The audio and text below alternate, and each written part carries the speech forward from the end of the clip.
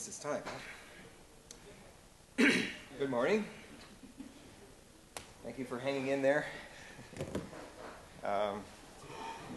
on. No? Okay, we get the.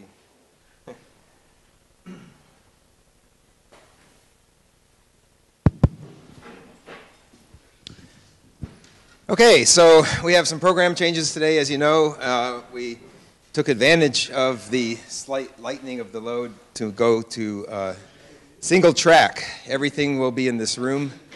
And we're going to start with a discussion of perspectives in learning analytics. And the point of this is not to have panelists go on and on.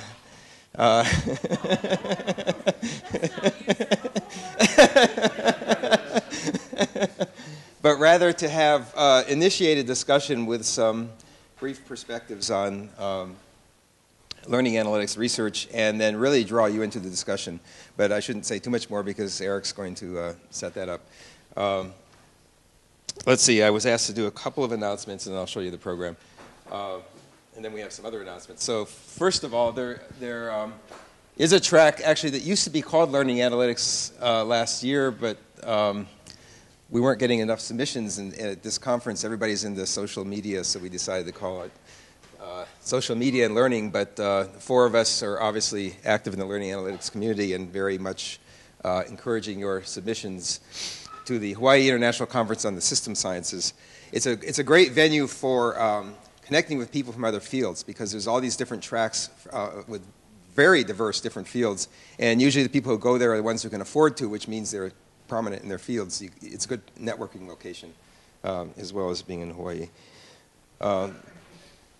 We will also be distributing through email is probably the best way to do this, a survey on the formation of the learning analytics community that Paulo asked me to announce this. There will be a drawing for a gift card, but look for this in the email. I guess it's live now. They can just use that URL now if they want to, so bit.ly LAK 13 survey. But since not everybody's here today, we thought we would also distribute it to participants in email. Finally, here's the program. So today we have the perspectives on learning analytics research. And as I said, we've gone single track.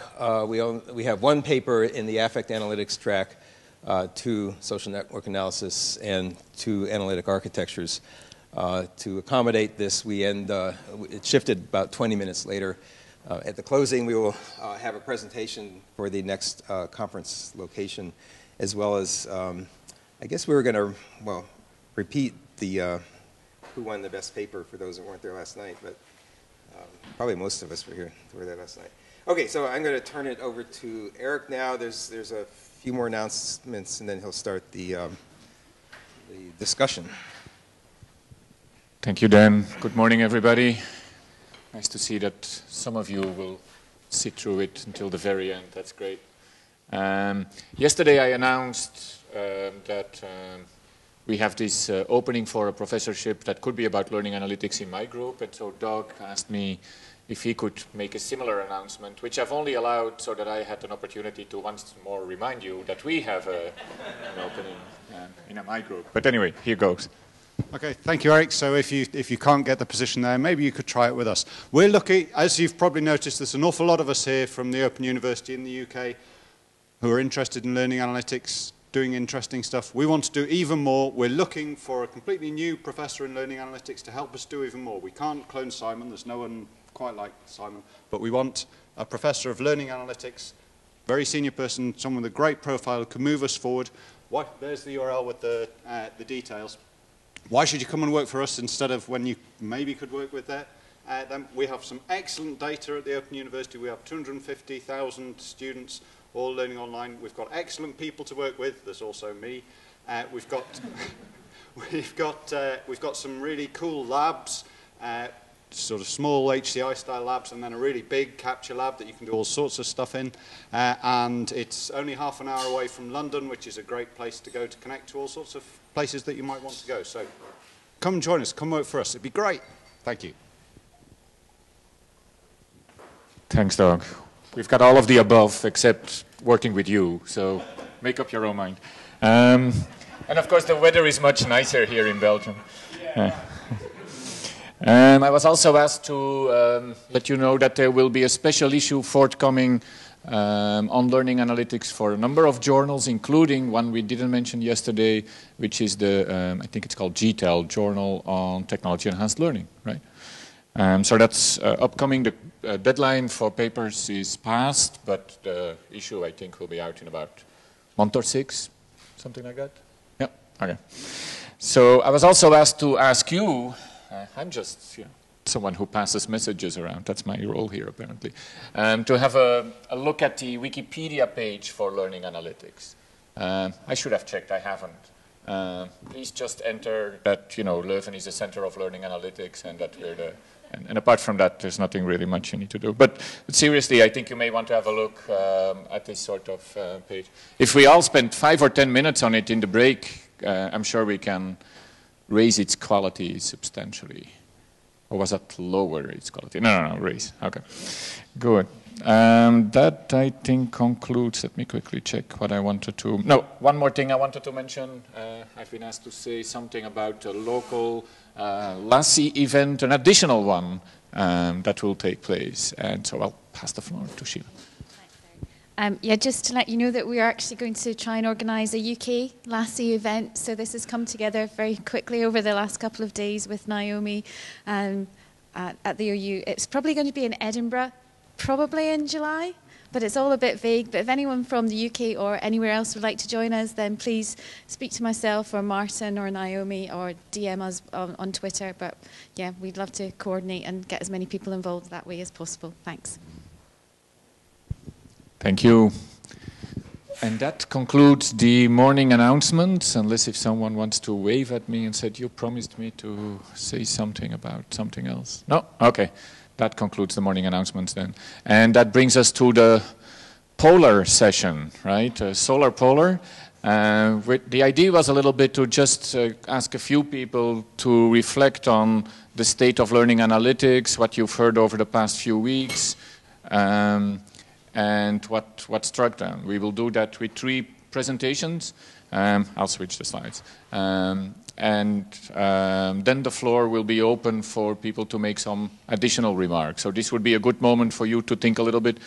If I had to give my 2-minute view on what I've heard and read over the last few days, maybe the last few months, if I have any views on things we should work on more or things we should work on less, you will have an opportunity in about half an hour from now. Okay? And so with that, I'll hand over the mic and I'll switch over the slides. Thank you. Thank you. Excuse me. So I'm Stephanie Teasley from the University of Michigan. And I prepared a few... No.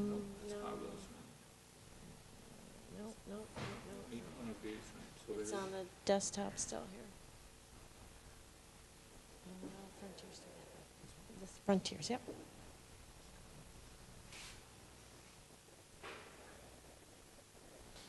So, yes, I don't know that I've so much prepared perspective as just put up some ideas for thinking together and generating some discussion this morning.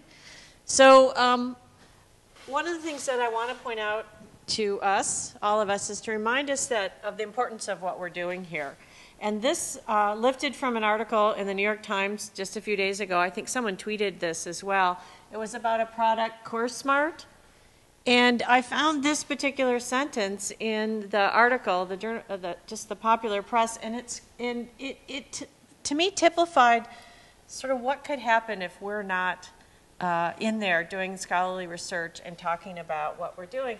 And you'll see it says it acknowledges this is a bold effort, and it's already beginning to affect how teachers present material and how students learn. And it does throw out, even though critics question how well it measures learning, so the critics are out there, but they need us to be talking about these criticisms and whether they're well-founded, whether the hype is well-founded, because the following sentence is the plan is to introduce the program broadly this fall, right? So even though it just happened, and we don't really know what it's about, already somebody's moving this ahead to introduce it in the program broadly. And that, I think, is something that we have to be aware of is going to happen with or without us. So I think it should be with us. So I think one of the things that we want to think about in terms of when we look at not just the popular press, but the things even that we're hearing in our own institutions from some of our colleagues, who perhaps some of them know less about what's going on than we do. But these are all terms and phrases that I've been hearing for quite a while now with respect to certainly MOOCs, but e-learning and other sorts of online activities that come under the general framework of learning. And I think we need to think about really where it is. Is this just hyperbole, or is this really going to happen? We know that in many institutions, administrators are taking the hyperbole as reality and already acting on them. So again, it's I think of it as a kind of call to arms for us.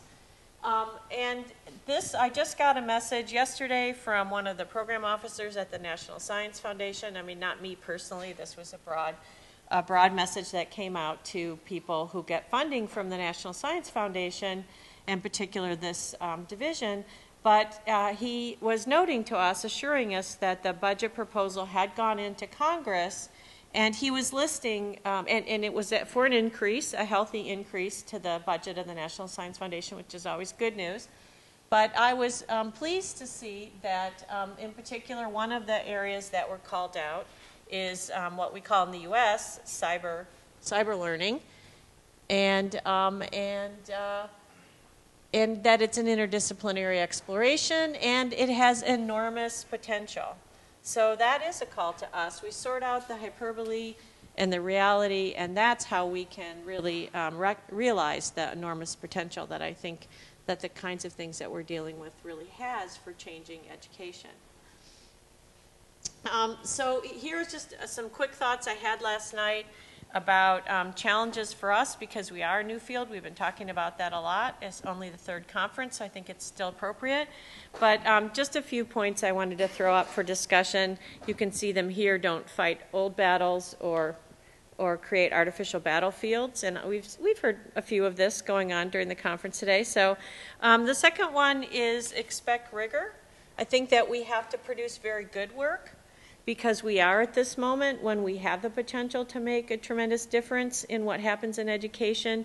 And I don't want this to just be another one of those things that gets hot and then never really realizes the promise that it has. And I think the way that we're going to achieve that is by doing the kind of rigor that we've seen and presented at the conference here. And when I say rigor, I don't, again, going back to the first point, I don't mean rigor by only one standard, because we are multidisciplinary and involve a bunch of different kinds of methods. We can hold ourselves accountable to being rigorous about the kind of method that we each engage in, and produce really good scholarly work. Another important point I've heard people discussing here is identify which data is significant, but more importantly to me, or additionally important, is be able to say why. Because God knows we have a lot of data at our fingertips, but what are we going to do with it, and why do we care about it, and how can we take action based on our analyses of it? And I think the action part is really important. And the last one, I don't know that I've heard people talking so much about, except for in the framework of privacy issues and perhaps even context, but we also have a tremendous potential here to be combining data sets and to take things that you know from the studies that you've done in your context or in your kinds of courses, and think about how we can put those data sets together. I know many journals these days are requiring authors to make their data publicly available. Obviously, with educational data, there's all the issues that we all know about, and we are, I know, thinking seriously about that. But we should be able to figure out ways to overcome the concerns about privacy to really create some large data sets that might allow us to ask more questions, get answers about context, whether context matters and where. So think about what you have and how that might potentially contribute to a larger data set. This is just an image that I like. because we are an interdisciplinary group. I hope we're interdisciplinary and not multidisciplinary. I threw up some dimensions to think about when I hear the talks. I think that these aren't all the dimensions possible, but 3D was all I could handle with this amount of notice. And I can think about papers and where people situate on this. I put this image up, but in doing so, I want to remind you that this is not the goal, right? It might be the goal for this toy or this game, but we don't only want to talk to other people like us. We don't want to end up only on one side of the cube, not recognizing what colors, if you will, are on the other side of the cube. So, and I'll just end it by saying, look, again, what we're doing I think is important, and it's important that we do it well. Otherwise, we end up with a cube that looks like this. So, in not too many years from now. So, thank you.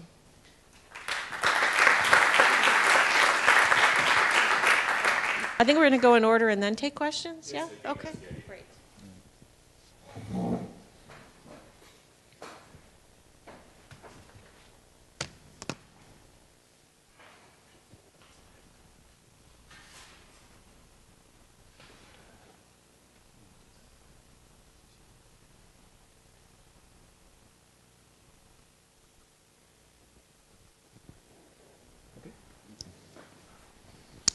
Hi, good morning. So I think some of the points that I wanted to make were made more eloquently by you. So you see that a lot of the concerns I think that I wanted to share are common here.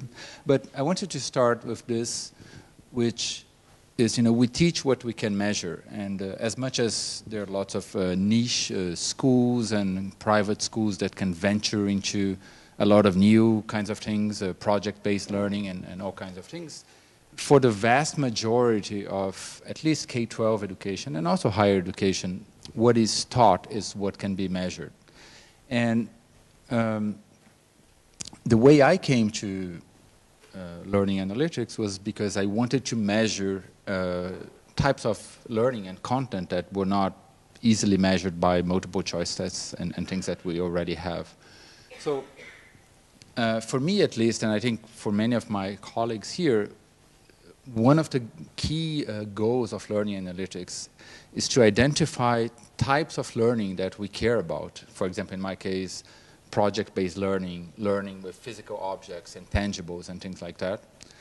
And as we know, those are, extensive literature saying how, especially for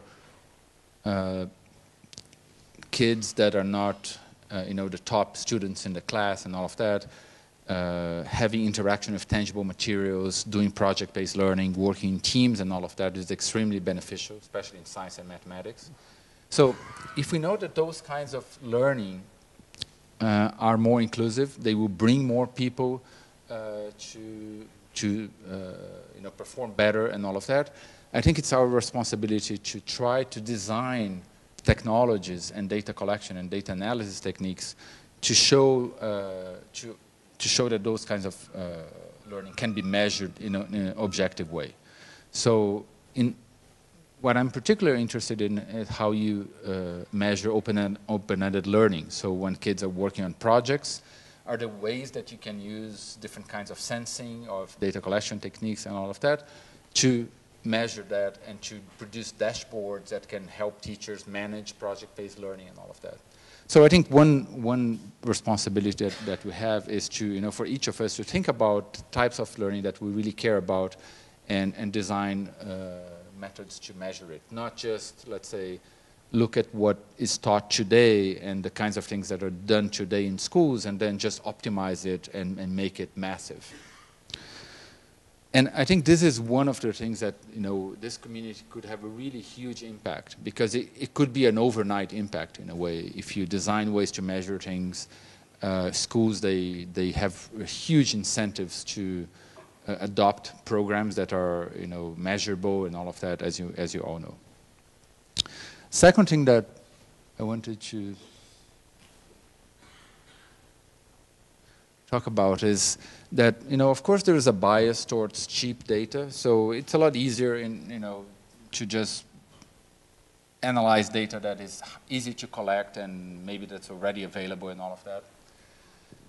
So I think one of the key goals that we should have is to work on data analysis, of course, but also on new data collection techniques. So, of course, I'm biased towards multimodal things, so collecting video data, biosensing, all kinds of things.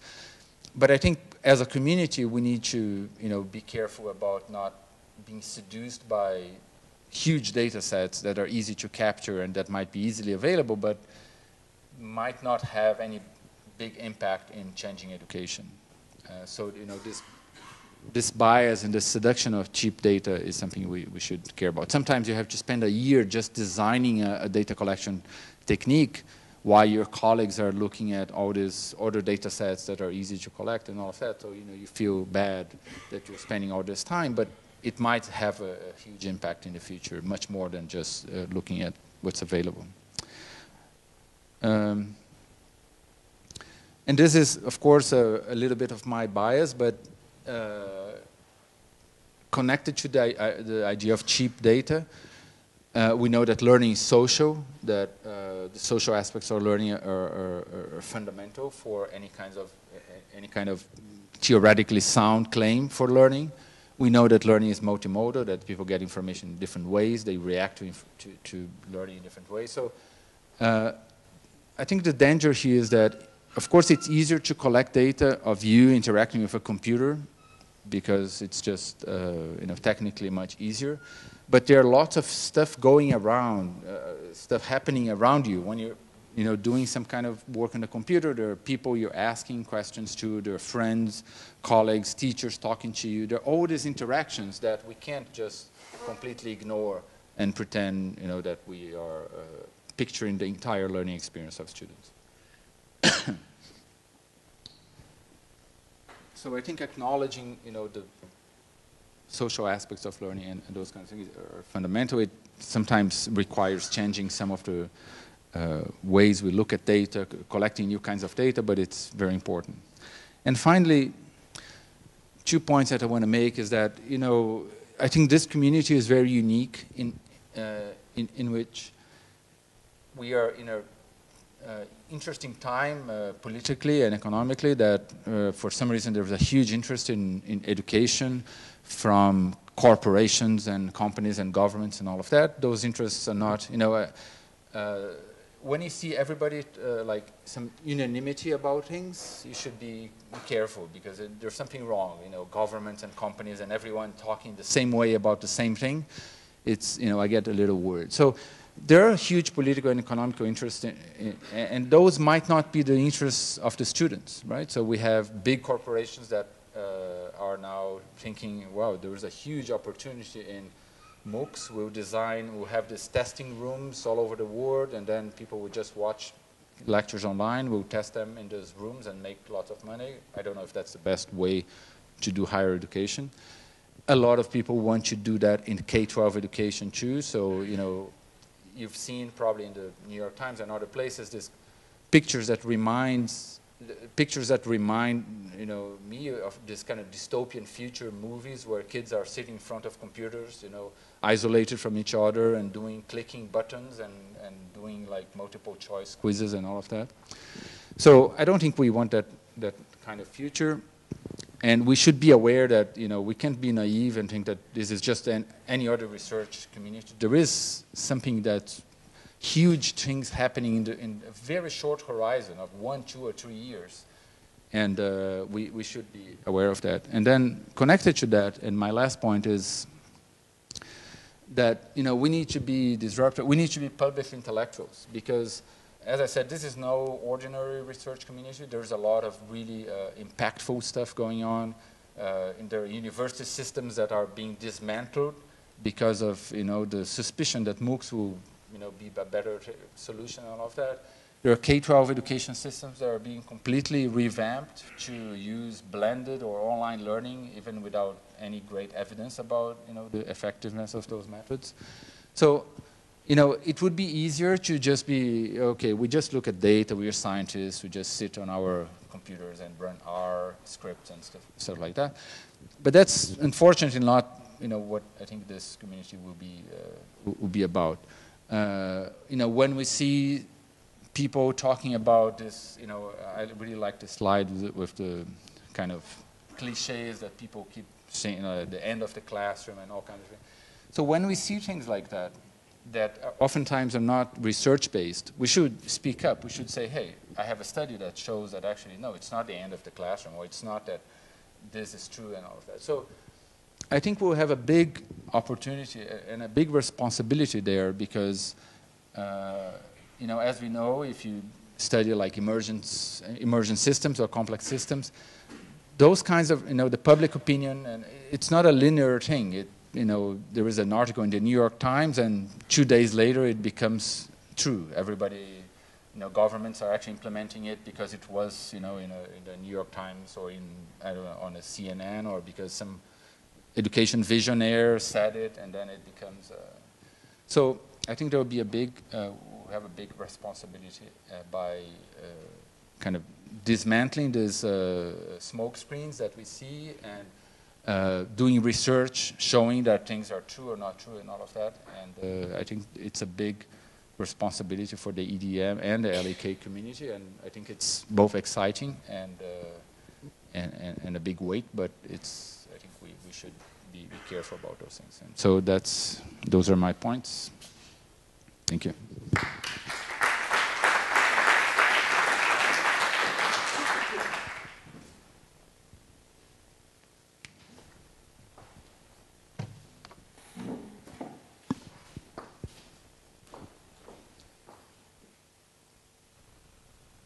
Okay. So, hi, I'm Alyssa Wise from Simon Fraser University in Vancouver, Canada. And I don't have slides, so there's nothing to look at, so you'll have to kind of, look over here. And I think that both Stephanie and Paulo did a really nice job of setting up some of the larger context for thinking about how our field fits into the quite dynamic landscape of education and technology today. What I thought I'd do is something a little different. Which is suggest a potentially somewhat contentious and provocative vision of what maybe something different than what we're currently doing might look like. And I guess I would tentatively say if I had a title, it would be, do we really need another dashboard? There was a stronger version, but you can ask me about that one later. So why is it that I'm not enamored with dashboards? I certainly think there's a place for them. I think they can be useful. But inherently, when we talk about dashboards, we're talking about something that is separated out of the learning activity. And we're talking about something we're trying to develop that's perhaps large and universal. And what I would suggest is instead of big, overarching dashboards, what we need is a lot of small, tightly tied to the learning situation mini systems. And I think this is potentially a different vision than what we're working towards now, which it seems like maybe there's some overarching goal of we want to build the big system that lots of people adopt. And I understand the attraction of scale, but maybe there's a different way to go. And I think part of that comes from the context that you two have set up, which is this is a really contentious space. It's a space with a lot of big players, and it's a space that's moving fast. And I would say that as researchers, we have a dual challenge. We always have a challenge to do things rigorously and try and set the standard for quality in thinking around these things. But at the same time, we're forced to do that at a pace that's much quicker than, as Paulo says, it takes a long time to do this stuff well. So I think in some sense, in trying to develop things that are too big, we may have to sacrifice some of that quality, and I'm not sure that's a trade-off that I would be willing to make. And so in some sense, if you imagine smaller projects, maybe that gives us the possibility to move more agilely. And when I mean smaller projects, I don't mean that you can't have a big project, but I guess maybe targeting the learning analytics more specifically. And so for those of you who saw my talk, one idea I put forth earlier this week is the notion of embedded analytics. And those are analytics that we developed for a specific context, which was online discussions. And they were very tightly tied to what the students were doing. In other words, the interface with which they interacted in the activity and the interface for the learning analytics were basically one and the same. And so the notion is, in that sense, I don't think that we should be designing analytics, but we should be designing analytics-enhanced learning tools. And so in some sense, I guess that's a bigger demand, but I think it's a potentially really interesting one.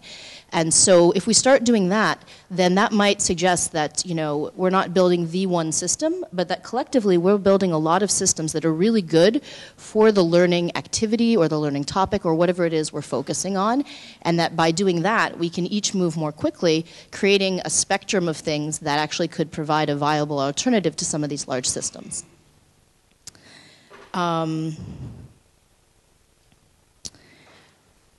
One of the reasons I think this is so important, and I think Paulo pointed to it at the beginning of his talk, you know, we teach what we can measure, and I think that our learning analytics are going to drive our pedagogy whether we intend it or not.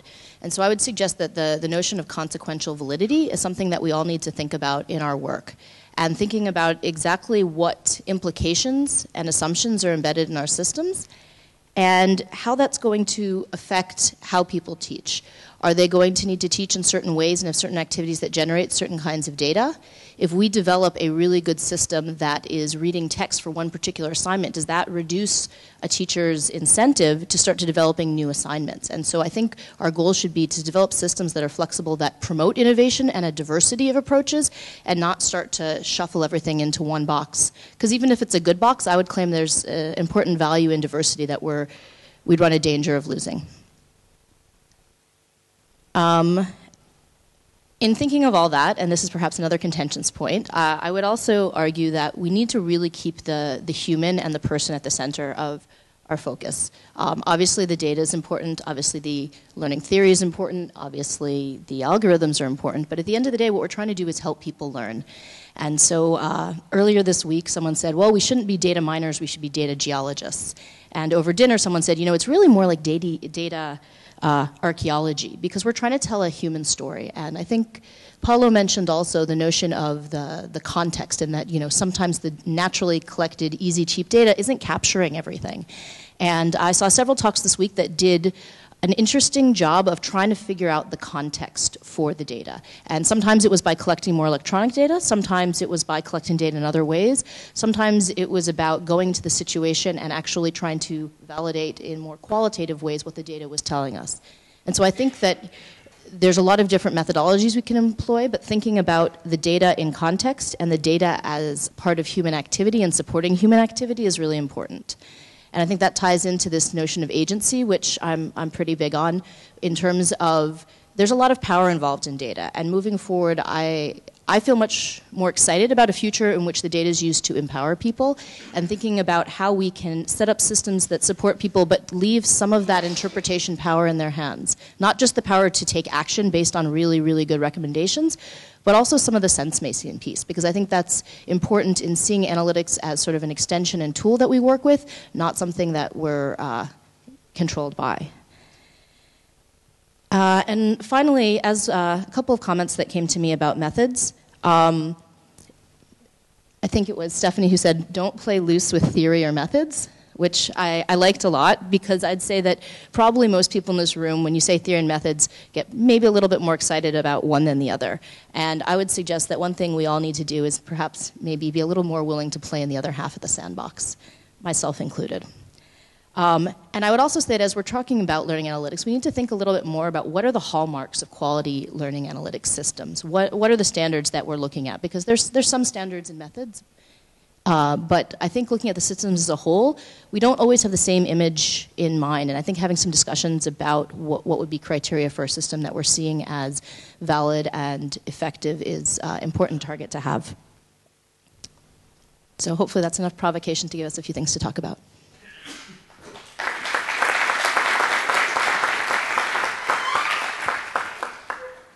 Thank you, Stephanie. Thank you, Paulo. Thank you, Alyssa.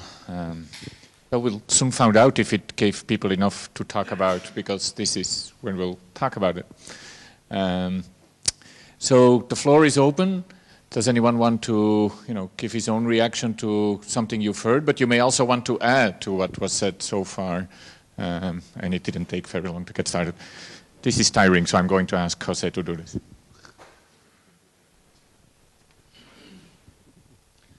I was very inspired by your talk last one. Do you envision yourself something like an app store or because it sounds like that, what you said about the learning tools that empower you, the students, and diversify, because the nice thing about the concept of our App Store is that it's still standardized and globally, but has also the flexibility to have little small applications for enhancing your personal human joy as a way. So, what do you think of that?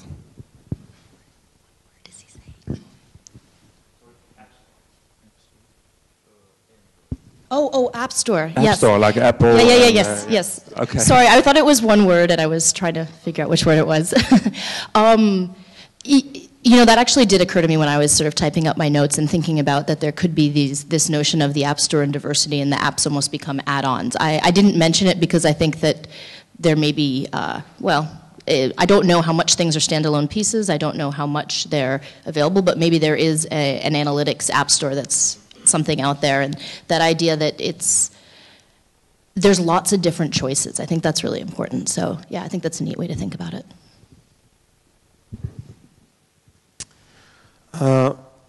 More than a comment and a question. I think we're playing it very, very safe here. Just think about how many of the presentations that you have here in this conference and previous conference really blew your mind. What's something that you really think about, oh, this is completely different, this is something new. We're in front of a new field. I think we should be like children in an Eastern egg hunt, running around everywhere trying to find this valuable knowledge and just tiptoeing in the field, just, okay, let's try something very different, but the same that we have been done before. So I think we should be more risky, trying to fail more. Let's try to do some research with, okay, let's see if the heartbeat of the students have some implication on how well they learn. Yeah, maybe nothing, maybe, yeah, they will have something. I think we should be doing more risky research. That's my comment here. Could I like the, again, I like the idea. I think risk taking is what's got to happen, but I guess I'm not entirely sure that I haven't had my mind blown at all during the whole conference. And rather than play favorites myself, maybe other people in the audience would like to say, is there a notion or something that, if it didn't blow your mind, at least it came close, or an example of something that you think was not particularly safe? You have one? I didn't want to do that, but if that's what it takes to start it out, and it was the best paper, I thought the idea of capturing students' movements in real time and using that data to tell you something about engagement or attention, that kind of blew my mind. That was exciting. Anyone else? When did you get your mind blown?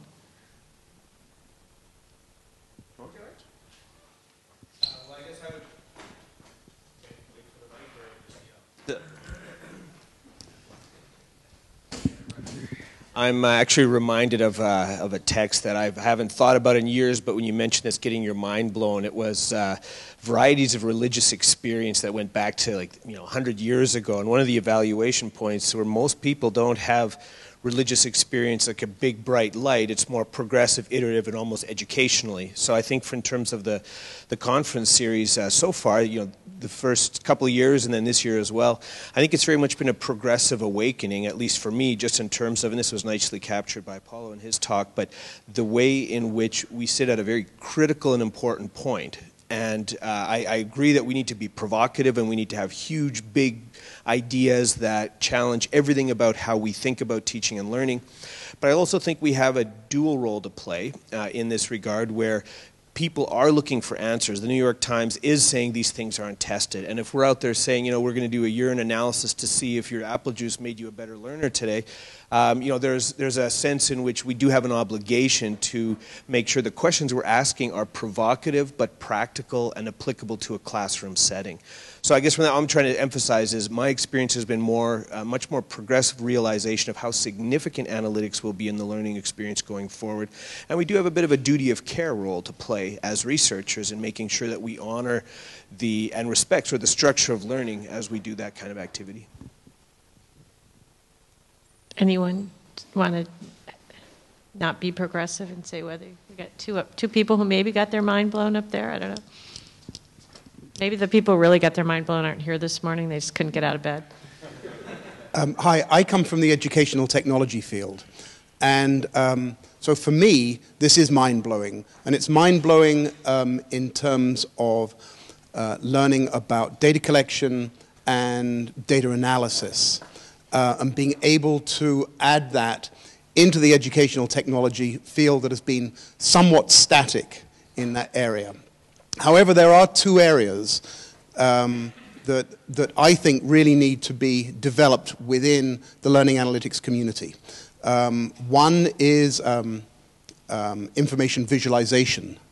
So I think ways of representing and being able to interact with data that's an area where we really need to move forward. And the second is there's been a tremendous amount of research done in the educational technology field over the last 25 years in computer-based instruction. And a lot of that is fairly old research, and it's coming up again now. But the field of education and the educational technology has moved on a long way in terms of the pedagogy that's being used.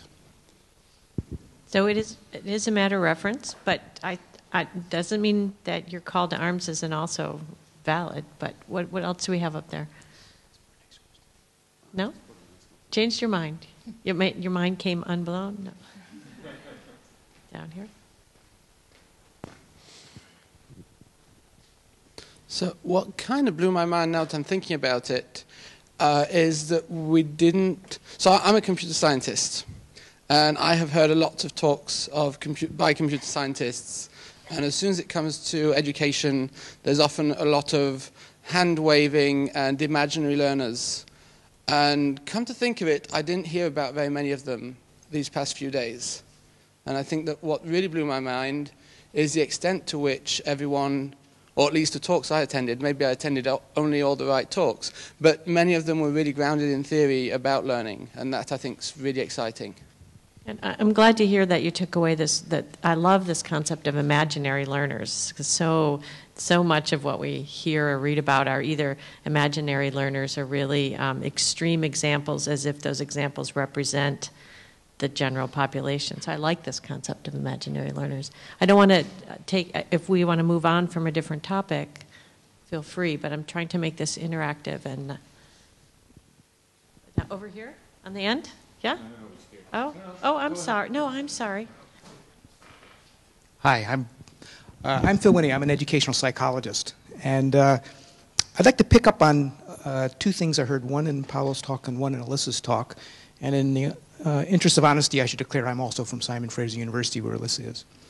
The first question I'd like to pose is, if you're developing an analytic, a report, what should it change? I've seen lots of presentations about new kinds of reports, but it's unclear to me necessarily what would happen to a learner or a teacher on being presented with that result or that report. The second thing that I think is important to give some consideration to is and here you could choose one or several of this list, what cognitive or motivational or social process is supposed to be reflected in the data that are analyzed. This is connecting particularly, I think, with the notion of cheap data that Paulo was introducing. It's fun to play in a big set of data. It has lots of affordances for us if we're methodological people. But most of the data are distant proxies for what I think we would truly be interested to describe about a learner or a teacher. So I challenge us to try to get much closer to the cognitive or motivational or social process or processes in our instrumentation. So I'll give you a short example. Every learner I've ever met, unless they were punished for doing it, underlines or highlights. What does that tell you?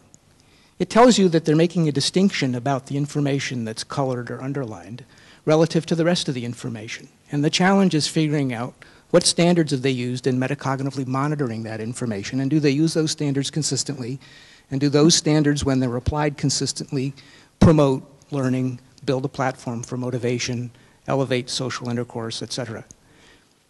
I don't see enough of that in the papers that I've been reading in learning analytics. And I think it's an important challenge because the old maxim about garbage in, garbage out is something I think we need to be worried about.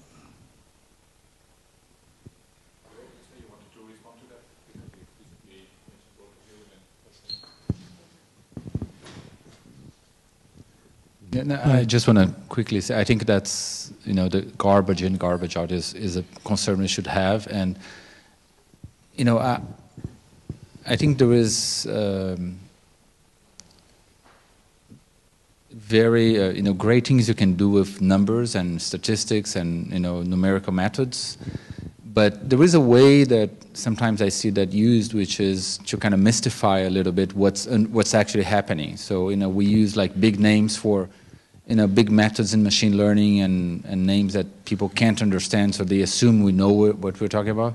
But a lot of times I've seen a lot of meaningless things done by just applying blindly, all kinds of methods to data that's not very well known as well and all of that. So I think, I just wanted to kind of follow up on the garbage in, garbage out thing, that it's very easy to be seduced by this, all these new tools and kind of put lots of stuff in RapidMiner and find lots of clusters and all of that. But what does that really mean? And the other thing is that there is a lot of, I think the public image of learning analytics is that you're going to feed this machine with data and amazing conclusions will come on the other side without human intervention, right? But as we know, there is a lot of intelligence that goes into training those systems to actually do something meaningful, because the degrees of freedom are so huge. You can make those things be anything you want. So I think there are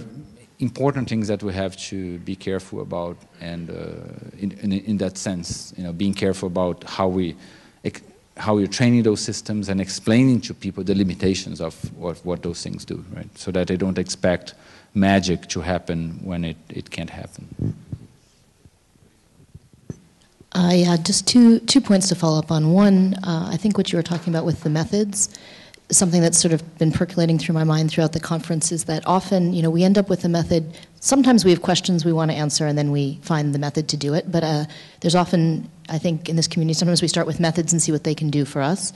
And I would say for those of us who start with questions, sometimes the methods we end up with might be the ones that, we happen to hear about or we're familiar with or don't seem quite as intimidating as some of the other ones. And I'd like to see a tighter connection in understanding what different kinds of methods of the more sophisticated ones are helping us answer what kind of questions. And so that if someone's coming new to the field and they say, these are the kinds of questions that I want to ask, what does the spectrum of methodologies that people are using that can work in that space look like? The other thing I wanted to speak back to was Phil's point about the cognitive, social, and motivational processes we think are reflected in the data. And one thing I saw in some analytics here were some people doing that, but other people basically coming up with indicators that said, this indicator is a really perhaps good and reliable predictor that collaboration is happening, but the indicator itself didn't necessarily have a meaning. And I guess my question is, back to you, Phil, do you think that indicators that we're finding are consistent predictors of things but don't necessarily we haven't understood or can't figure out what the inherent meaning them is, are useful, or is that something we should shy away from? Discovery is a wonderful thing when we come across something that indicates a consistency in a process or a big change. We should pay attention to it. But I do think we need to dig into it to find out what is it that it's indicative of. Because until you know that, you don't know what to change. A correlative relationship doesn't identify the cause. And education is we're in the business of changing people. That's what education's all about. So, I'm all in favor of discovery. We shouldn't ignore things we trip over or that hit us in between the eyes. But if that's our primary approach, I think we're going to end up traveling a lot of dark and dead-end alleys. Okay, moving on. Hi, my name is Ali. I'm from Cebit. It's a company in Turkey. We do e-learning. My mind was kind of blown yesterday by Ryan's presentation, Ryan Baker, from the EDM Society. It's not exactly what he has done, but his grasp of those parameters, if you were in the presentation, he was talking about A prime and kappa like, you know, his best friends. He said like, if kappa drops to this level, we can trust it. If it is arriving over there, I'll be a little bit suspicious. I like that because I was working on signal processing through 90s, and all these techniques, actually classifiers, etc., used in analytics and EDM are invented in 60s and 70s and really exploited by video coding in audio coding in 80s and 90s. And I was there, and I felt the same grasp of, you know, familiarity in Ryan's presentation. And you're talking about indicators. So basically, once the maturity should be at that level, that we should really look at those parameters and see what they amount to.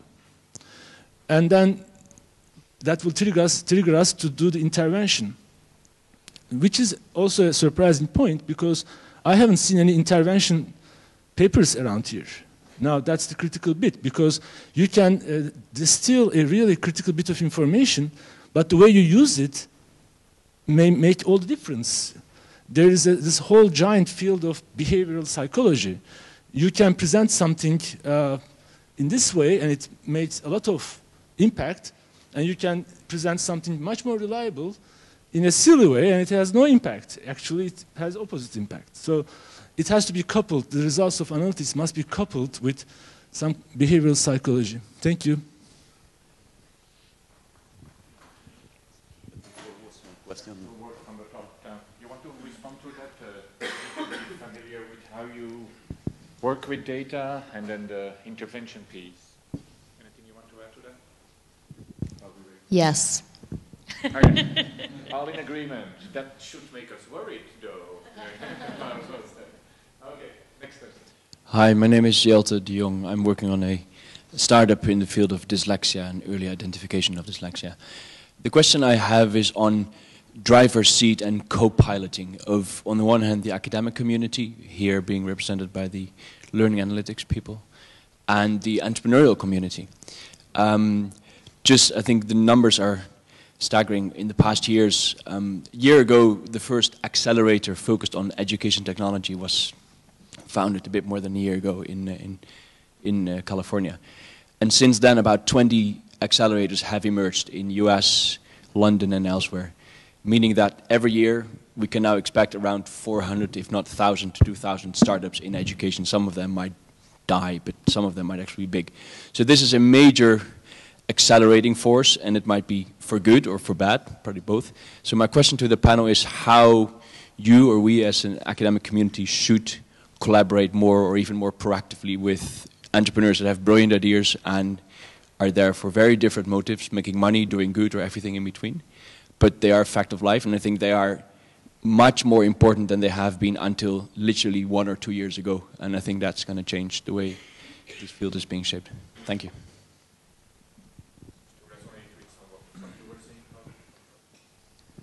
Yeah, well, I think, you know, being in the Silicon Valley, you know, you bump into entrepreneurs like every other day, and I've seen a lot of those companies, and you know, they come talk to us on campus, and I think there are two things that strike me. One is that everybody has the same idea, so everybody say, "Oh, education is so inefficient. You know, why don't we put it all online and make it like more efficient?" I mean, they say, "Well, I've heard this like 20 times over the last week," and I think, you know, first, I think like people need to think more out of the box, not just kind of, oh, we're going to scale up X and we use technology for that. All other industries have been transformed by technology, except education. Now it's time for education to be transformed. I mean, I've heard this like, you know, every other week for the past years, and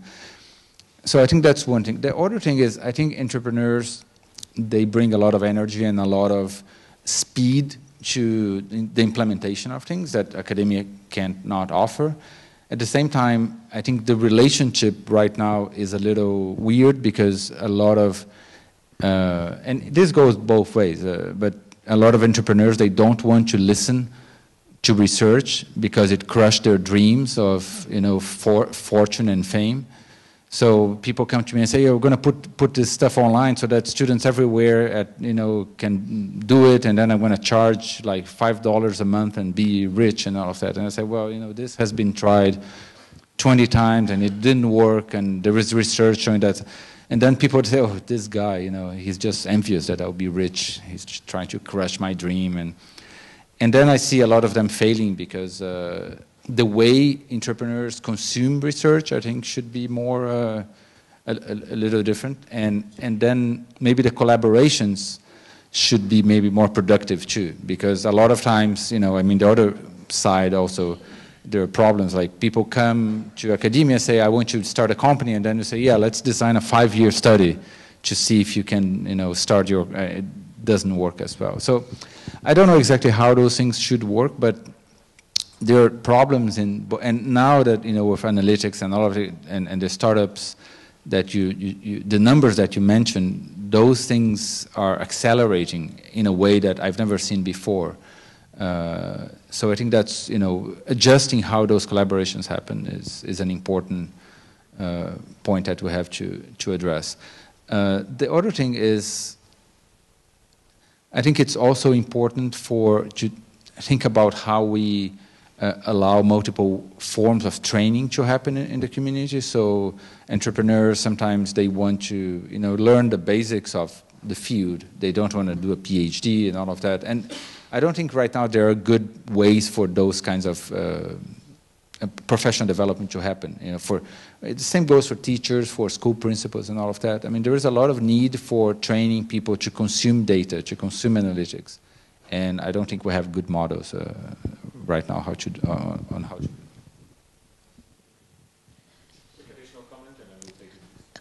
Yeah, I was just going to add the point that I think the thing we're all concerned about, in part, is what we think the future should look like. And I think that when you're working in a startup, you're maybe more concerned with what the future is going to look like and potentially how you can make some money out of it. And that's a very different motive. And I think that voice of what should look like, as well as drawing on the research, is an important voice to have in that conversation. But I think it's a tricky place for us to go because there's some sense in which what we try and do here is uncontaminated by some of those real-world concerns of practicality and making the business profitable. And I wonder if that's a tension that maybe we should be more willing to live with, because I think being part of that conversation and making some of the companies, maybe not the ones Paulo was describing, but there's some out there with a couple different ideas, trying to help them do things a bit better, even if it's not how we would do it, as opposed to not being a part of that conversation, because I think there's a lot of energy and motivation in terms of potential impact, and I'm concerned not only with what should happen, but what will.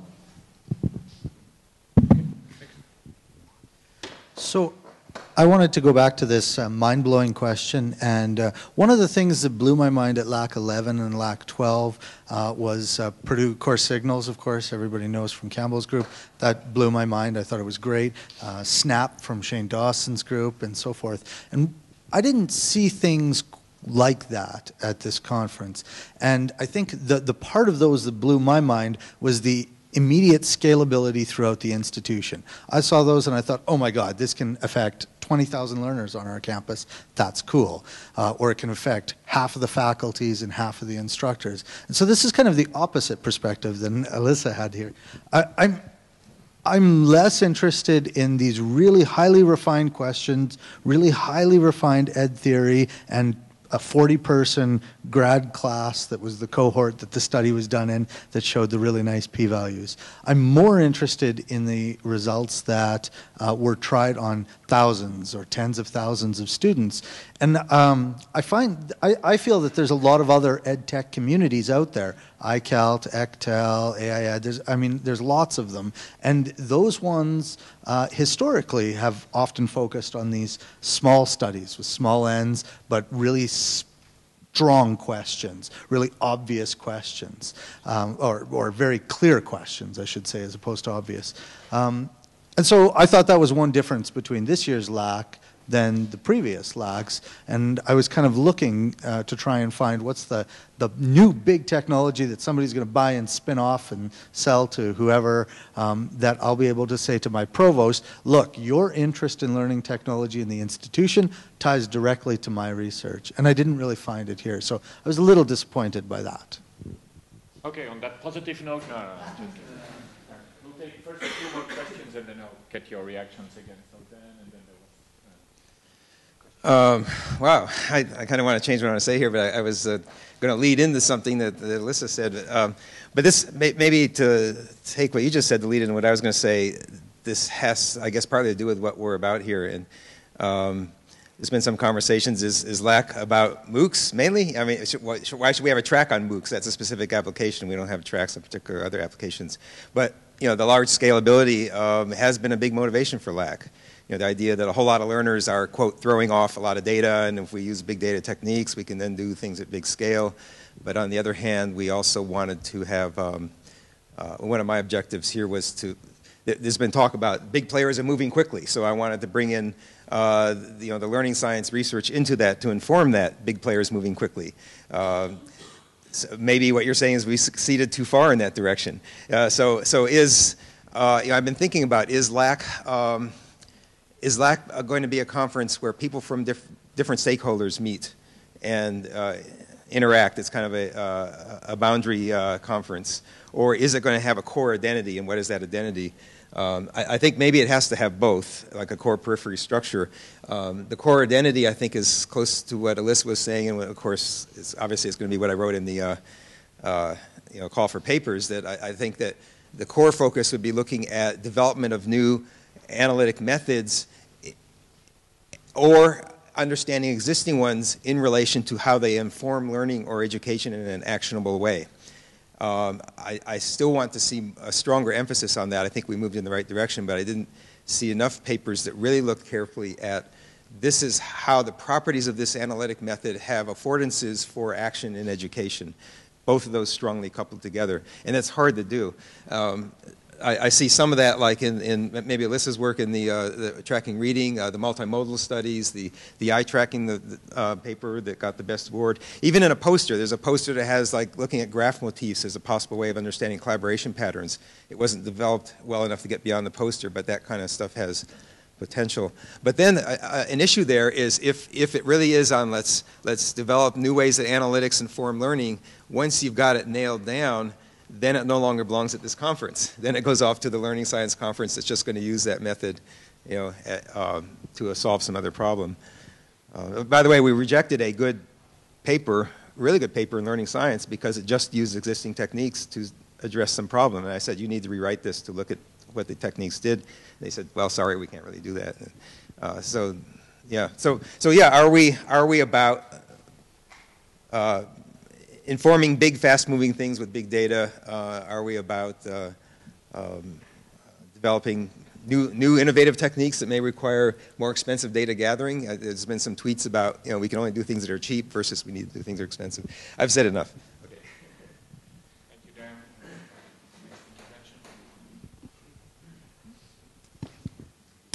Thank you. I think this panel has been very informative. I'm Linda Baer. I'm from Minnesota State University, Mankato.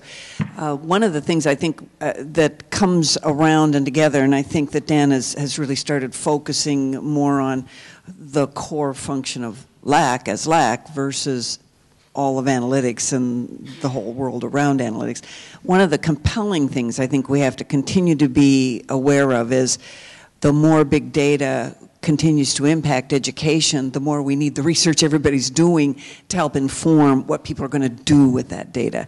And so I've got kind of this feeling of urgency.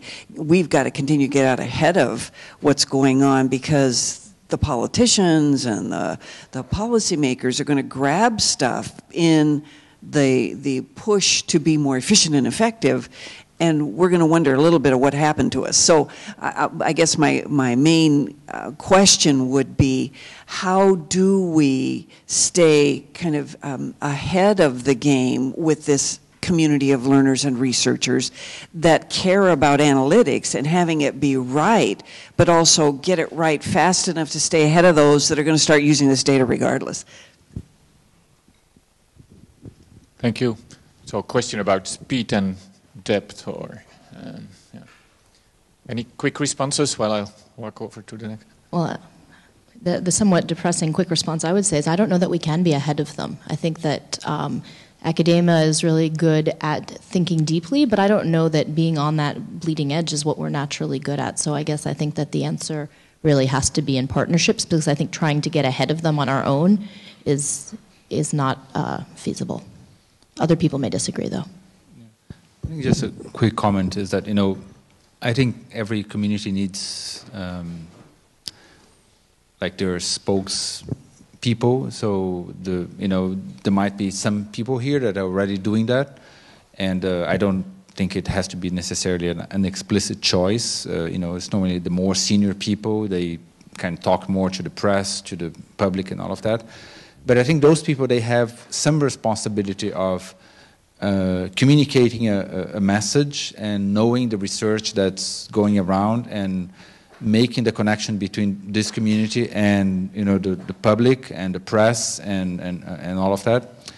And sometimes that has to be done more explicitly and more like strategically, and sometimes not. I think because of the urgency and the speed, maybe it is time to do that more strategically and more explicitly. So select, for example, papers and that are seminal in the field and that have very kind of sexy results, and have that ready to tell the journalists, yeah, well, do you know that, by the way, MOOCs are not that great because have you seen this study and all of that. So I think the same way that journalists and the press get excited about these kind of new things like MOOCs or the Khan Academy or whatever it is, or big data, after that peak, then there is an incentive for other journalists to start kind of debunking the myths, because then the editors will say, oh great, I wouldn't have published this, you're going to sell newspapers. And so, if we detect those kind of cycles that are out there, I think we have a chance to also, reinforce or deliver a message that's not, the kind of overhyped message of things like what you're talking about. I guess without being too repetitive, I liked your call to arms that we have to be public scholars too, and I think it's growing. It's becoming more common for academics to be more visible in the public press. It used to be very much a negative thing, like your seriousness was inversely correlated with how publicly you published outside of the academic literature. But I think we have to get better about that. And I think that Alyssa's right. The kind of research that we do can't necessarily be done as quickly as the hype can be inflated, but I think that we can be more public when things like this article come out, pointing out where we see the hype and where there are ungrounded and unfounded statements. And many of your universities, I don't know how this works everywhere in the world, but our university has a publicity machine, and we forget about it as academics, and they're always trolling for stories to highlight research that's going on inside of the academy that has real relevance to the public. And so maybe we need to be more proactive and not just reactive about what we're doing. And if they're going to write this stuff, we might as well have a voice in it, right? Hi. Alyssa, thank you for your provocative suggestion about essentially a modular approach to implementing new tools and analytics. What we're talking about then is potentially presenting the same student group over time with different systems and different analytics through their study with us. And the obvious danger for that is that we're going to end up with students having a very disjointed experience of studying. I wondered if you had any ideas, suggestions, or thoughts about how we could try and pull together that student experience, how we can avoid that happening. That's a good question. I guess the way I was thinking about the integration was thinking about the analytics being integrated with whatever learning activity they would be a part of. So in the same way, what you do in different courses throughout your university career is, probably should be more connected, but often is quite distinct. I guess I was thinking more about merging the analytics with that as an experience, but I think that your point is thinking about how to bridge that across is also important. And I don't think that I'm saying that there's no room for some sort of overarching analytics that might go across. I think there could be useful ones, but I guess I think that anything that's going to be that large scale that can go across all, and that might be some of the more academic analytics kind of things like we've seen out of Purdue, I don't think that that fits the other need. So I don't think that can be the only thing. But I think that's another balanced point to take into account. Hi, Caroline Haythorns, right in British Columbia. Just to follow on the comment about Linda's comment about keeping ahead, and one of the things that I see in a lot of areas and changes, trying to deal with what's happening now. I don't, as Alyssa said, I don't think we're going to get ahead of it, but we've learned from systems and development over the years to go from that systems development life cycle where you were able to define everything ahead of time to the nimble, agile computing. And I think if we think of nimble, agile analytics that actually make us use and work with what we are seeing now in a more action research kind of way, we have a better chance of keeping up. Because we're swimming in it. We can't say, okay, I'm going to stand on the shore and see if I'm going to dive in or not. See, we're in the middle of it right here. So I think that's one thing I think is to sort of embrace the change and go with it. On blowing your mind, one of the things that I've liked very much this time is the closing the loop on that it's not just analyzing, it's not just using your theory, but it's also bringing that back to the learners. And I think for me, it solidified that sort of 4 stages of theory, method, application, but then implementation and checking what's going on. The last couple of years I've had to learn about outcomes assessment. And I finally got it, that it's actually a reasonable thing to do to see whether your intervention works. So that's the kind of blew me away that outcomes assessment is actually useful. Last thing, and again, this is from talking with Linda Baer. One of our problems is dealing with the multiple stakeholders, government, administration, teachers, learners.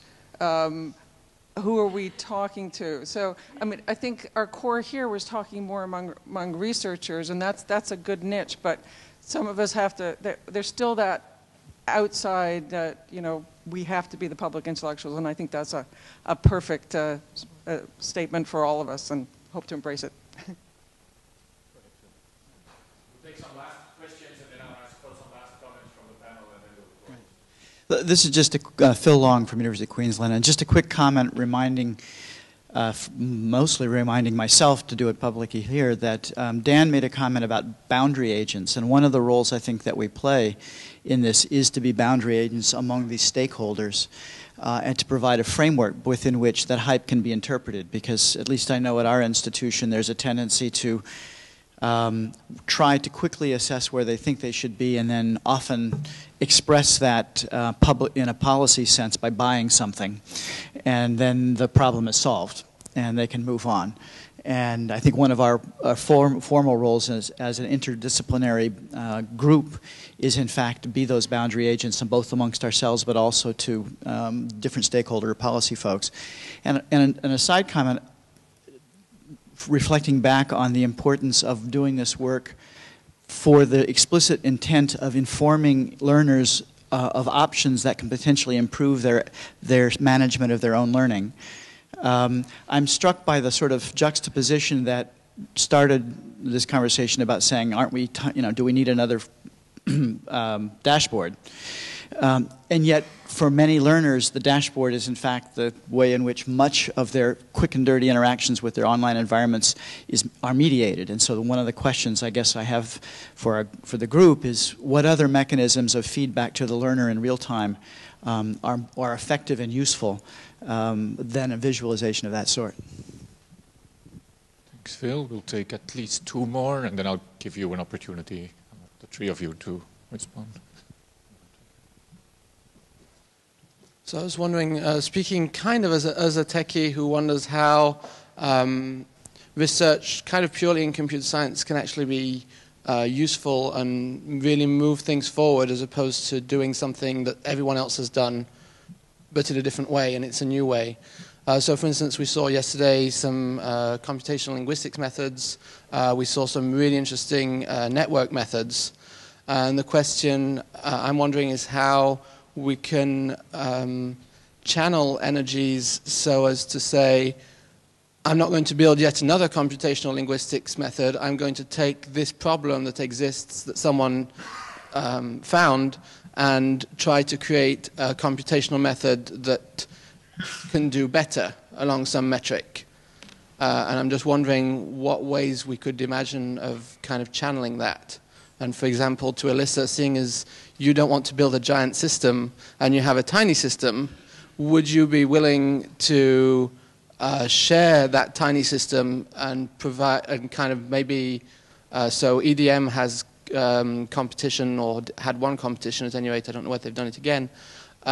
What other ways could we take, for instance, your data about reading and listening and try to present it to learners in all the 50,000 ways we can imagine and figure out if that could work as well or better as the ideas that you presented?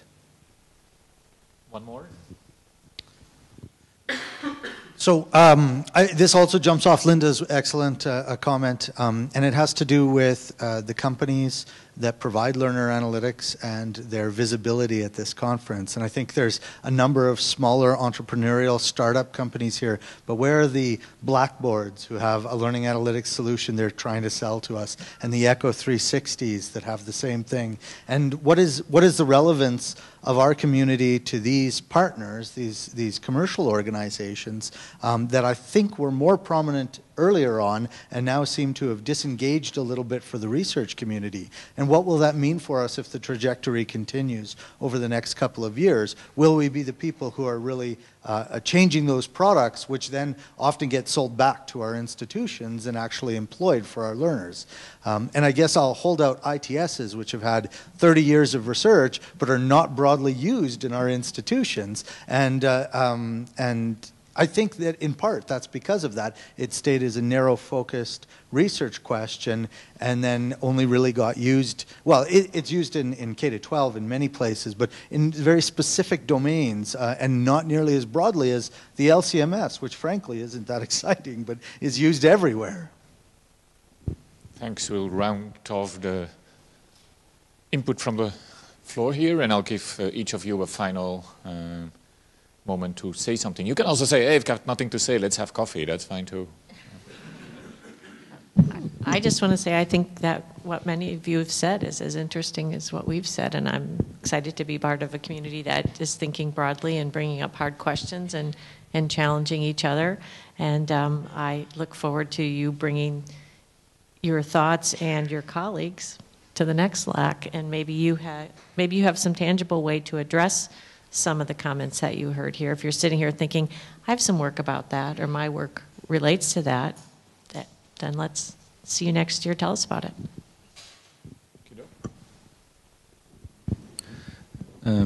Yeah, I just want to mention a couple of quick things. One is I'm also part, and some of you here too, of the learning sciences community, and the way one fundamental value in the learning sciences community for different historical reasons is that a lot of people there care about inquiry instead of, let's say, scripted curricula. So that's a small thing that if you ask any person in the learning sciences community, if you go to the learning sciences conferences, most papers, people say, oh, I'm trying to make things more inquiry-based instead of like standardized, drill and kill kind of thing. So I think that made the community acquire an identity, and it made a difference, because a lot of the inquiry curricula that you have these days in schools, they are, they trace back to the learning sciences community. So I think for this community, we should maybe make some of those choices. So for example, when we have to choose between, are we going to think of technology as a way to make education cheaper or education better? Right? We can make a choice that we'll try to make it better instead of cheaper. And I think there are many choices like that we can make. I don't think we are like physicists maybe that are like locked in these labs, doing particle physics that might not have a direct Even then, we know they can create all kinds of bombs and things that can, impact the world. But I think thinking about the ethical choices that this community can make, I think is a really important thing. So when we are faced with, pressures from the private sector, from the government and all of that, what's going to be, I mean, of course we're researchers, we look at data, but we know that there are always values at play, there are always ethical choices and moral choices that we can make, and that those choices will make a difference. So I think one thing for us to think about is, what are those moral and ethical choices? We're dealing with children, with changing the lives of children. The difference between condemning a generation of people to be in front of computer screen clicking on buttons, or a generation of people doing much more interesting kinds of learning. And I think in a way, this community has the power to decide a little bit which of those things will be by our research and our scholarly work and our public voice. So I think we should think carefully about those things. Thanks, Paulo. Well, I think that said pretty much everything I had wanted to. But I think at the end it comes down to taking this notion of what kind of world what we think learning should look like, how we want it to look like, but also engaging with that group of people who are working very hard in saying what will it look like. And I think that it's a tension, and perhaps there's some compromises involved that we all need to do some soul searching and think about where we stand and how can we do something that we feel good behind, but that isn't, playing in our own little sandbox and ignoring the big players, because there's certainly been lots of examples of educational technology work that has really strong foundations and, is not taken up widely. And there are those examples of people who we'd say maybe we don't agree so much with what they're doing. So I think we need to create viable alternatives. And I think that operating in that space that starts to really make that happen does involve compromise. And I think having a strong set of what values we need to hold on to as we operate in that maybe more murky world is important. And that's a terrible note to end on, so I'll just say something else, which is I was interested and impressed about the mind-blowingness that there seemed to be quite a bit of diversity. And so what I thought was interesting is that, maybe, what some people found really novel from an educational point of view is stuff I've seen, but some of the new algorithms were exciting to me. If you're coming from a place where you work algorithms all the time, maybe that wasn't new.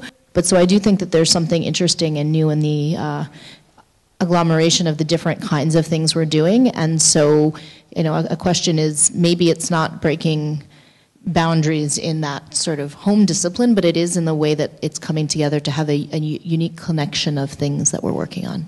So that's more positive, I think, and exciting to me. Okie dokie. That gives me the opportunity to wrap up the session. You know that we did this session because we were having some challenges with the program because of things we couldn't foresee. I think it's a typical example of how sometimes a problem turns into a nice opportunity, and I really think it gave some good value. It certainly created some questions in my mind. I hope the same is true for you. I want to thank all of you in the audience for showing up early on the 3rd, for some of us the 5th day of the conference, and providing your input. And I also want to ask you to help join me in thanking the panel for doing this. You were asked, some of you pretty late, to think a little bit about what you wanted to say. I think you did a great job, and so thanks a lot. But I will ask you to join me in applauding them, but I also will just abuse my my position now to say that I think dashboards are still great to work on. But anyway, please join me in thanking them.